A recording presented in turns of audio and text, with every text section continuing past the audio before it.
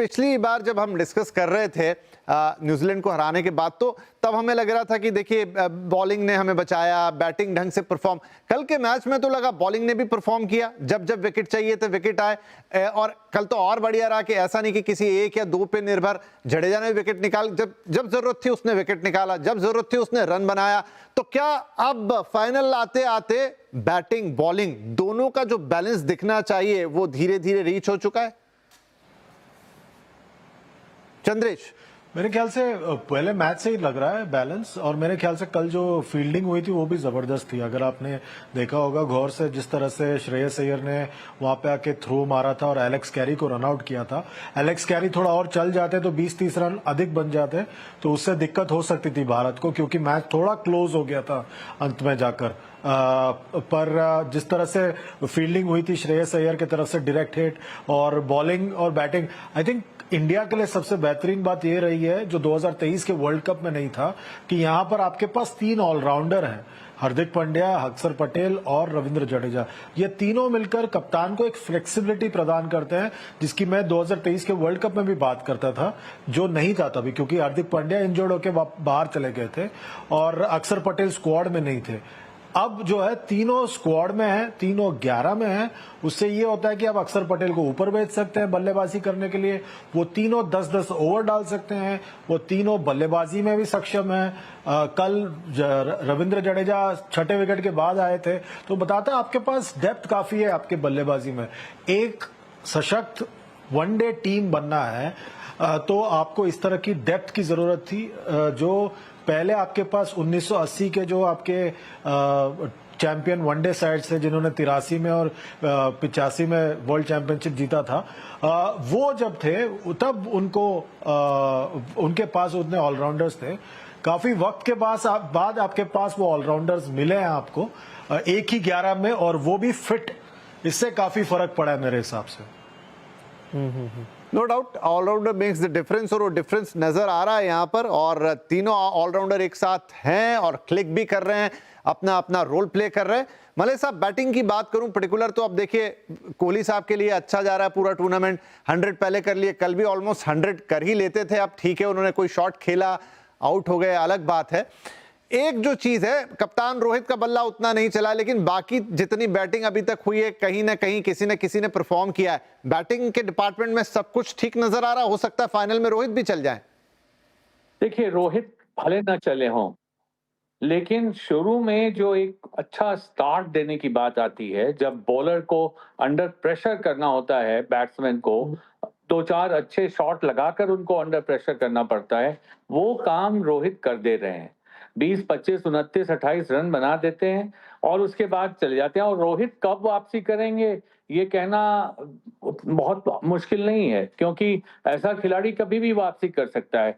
थोड़े दिनों पहले रोहित और विराट कोहली को हम एक साथ देख रहे थे, और अब देखिए बिल्कुल बात बदल गई। अब विराट कोहली को एक अलग पैमाने पे रख के तौला जा रहा है, रोहित को अलग पैमाने पे रख के तौला जा रहा है। मगर आपने जो बात कही, उसी बात से बात निकलती है कि इस पूरी टीम में 2-3 अच्छी साझेदारियां हो जाती हैं, अगर चाहे श्रेयस अय्यर हों, चाहे अक्षर पटेल हों, जो आकर अगर एक शीट एंकर के रोल में विराट कोहली आ गए, और उसके बाद साझेदारियां जब अच्छी हो जाती हैं, तो कोई भी स्कोर ऐसा नहीं है जिसको चेज करने के समय साइकोलॉजिकली, मनोवैज्ञानिक रूप से टीम को ये लगे कि चूंकि ये आउट हो गया इसलिए अब हम ये नहीं कर सकते। ये इस टीम की बहुत बड़ी एक मजबूती नजर आई है। कल के मैच में भी ये बात नजर आई, स्ट्रेंथ है इस टीम की, कि कोई 1, 2, 3 खिलाड़ी पर आप डिपेंडेंट नहीं है कंप्लीटली, और टीम एक टीम के रूप में खेल रही। मैंने कहा ना, लोग कह रहे थे कैसी गेंदबाजी भारत की, कैसी, मैंने सोची भारत की गेंदबाजी कैसी हुई कि ऑस्ट्रेलिया के 50 ओवर पूरे नहीं हो पाए, 49.3 ओवर में वो चले गए, सारी की सारी टीम चली गई। तो जब टीम एक टीम के रूप में खेलती है, और भारत की बल्लेबाजी की जो बात आपने की है, तो शुभमन गिल अगर कल आउट हो गए, इसका मतलब ये नहीं है कि आप उनको राइट ऑफ कर दें कि अब ये नहीं चलेंगे। श्रेयस अय्यर अगर 50 नहीं बना पाए, तो क्या श्रेयस अय्यर ने जो पारी खेली और अब तक जिस तरह से खेलते आए हैं, उन अब लंबी रेस के घोड़े हैं, इसमें कोई सवाल निशान हो ही नहीं सकता। और जो अक्षर पटेल हैं, वो भी बहुत अच्छा खेल रहे हैं और अक्षर पटेल ने भी एक समझिए कि ऑलराउंडर की भूमिका में इतना बढ़िया प्रदर्शन, मैक्सवेल का जो विकेट कल उन्होंने लिया और जिस तरह से जब रनों की रफ्तार को बढ़ाने के लिए वो आते हैं, तो जो बात चंद्रेश कह रहे थे उसमें मैं अक्षर पटेल का नाम भी जोड़ना चाहता हूँ कि देखिए कितना बढ़िया उनका प्रदर्शन रहा है।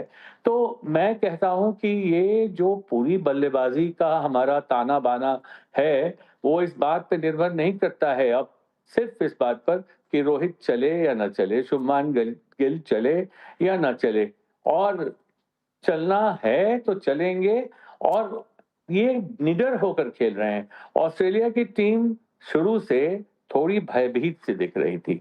मैं ये बात कहूँगा, बहुत लोग कहेंगे अरे ऑस्ट्रेलिया क्यों भयभीत होने लगे?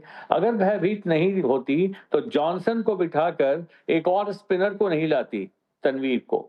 उनको ये लग रहा था कि इस विकेट पे हमारा जॉनसन उनका तुरुप का इक्का था। हो सकता था कि वो ज़्यादा डैमेज करे। जब शमी अच्छी गेंदबाजी कर रहे थे, शुरू में रन रोक रहे थे, हालांकि कॉटन बोल्ट के 2 चांसेस उन्होंने मिस किए, लेकिन फिर भी तो कुल मिलाकर भारत की बल्लेबाजी में भी बैलेंस है, डेप्थ है। लास्ट के 3 खिलाड़ियों को छोड़कर बाकी सब रन बनाने के काबिल हैं, सब लोग रन बनाने की क्षमता रखते हैं और ये बहुत बड़ी बात है कि जब 6-7 विकेट गिर जाते हैं और आपके कुछ रन बचे होते हैं, तब भी आपको लगता है कि अब ये लोग बना लेंगे और इनके बाद बन जाएगी।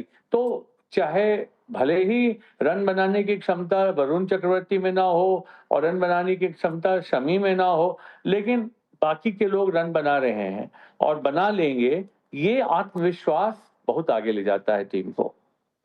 ठीक, बिल्कुल। क्विकली मैं बॉलिंग की बात करता हूं। अमृत, बॉलिंग में भी कल ऐसे ही रहा। देखिए, पिछले जब न्यूजीलैंड में अकेले वरुण चमके थे, लेकिन कल शमी ने ब्रेक थ्रू दिला दिया आपको। उसके बाद सबने अपने अपने, जब कुछ नहीं हो रहा था, जडेजा 2 विकेट निकाल के ले गए। तो बॉलिंग, क्योंकि पिच एक मतलब ग्राउंड एक ही आपके पास, ठीक है, उसकी पट्टियां बदल रही हैं, तो वो 4 स्पिनर प्लस आपके पास एक पेसर, उसकी जगह आपने फिर पंड्या जी से बॉलिंग करा ली, तो वो एक 10 ओवर आपके निकाल ले गए। तो बिल्कुल सही है इस ग्राउंड के हिसाब से, क्योंकि हमारा ग्राउंड तो बदलना नहीं है, तो वो जो कॉम्बिनेशन है 4 स्पिनर और 2 पेसर का, बिल्कुल सही है। देखिए, कॉम्बिनेशन बिल्कुल सही है, परफेक्ट है, क्योंकि कप्तान रोहित शर्मा और जब गौतम गंभीर ने प्लानिंग बनाई थी कि हम चैंपियंस ट्रॉफी में 3 से 4 स्पिनर खिलाएंगे, तो लोगों ने कहा था कि आखिर भाई ये कॉम्बिनेशन क्या है, क्यों नहीं तेज गेंदबाज लेके जा रहे हैं। जब हमें मालूम चला कि दुबई में की जिस पिच पर हमें मुकाबला खेलना है, इस पिच ये डेड पिच है, यानी ये पिच बेजान हो चुकी है, इसके अंदर जान नहीं है। आप पहला ओवर डाले तो आप अगर शमी का पहला ओवर देखें अगेंस्ट ऑस्ट्रेलिया, तो आप देखें कि एक ही लेन से गेंद ऊपर नीचे जा रही थी, अनइवन ये पिच कॉल कर रही थी। और खुद भी रोहित शर्मा ने भी कहा कि ये पिच अलग तरीके से बिहेव कर रही है, समझ में नहीं आ रहा है कौन बेटर है कौन क्या हो। आपको गेम अच्छा खेलना होगा तो गेंदबाजी अच्छी होनी और गेंदबाजी में वेरिएशन होना एक कप्तान के पास ना ऑप्शन देता है। विपिन, आपके पास एक ताकत मिल जाती है कि चलो ठीक है, अक्षर से विकेट नहीं निकल रहा तो मैं वरुण को लाता हूं, अच्छा वरुण नहीं निकाल पा रहे हैं तो मैं कुलदीप को लाता हूं, कुलदीप के पास ऑप्शन नहीं है, चलो मैं जडेजा को लेके आता हूं।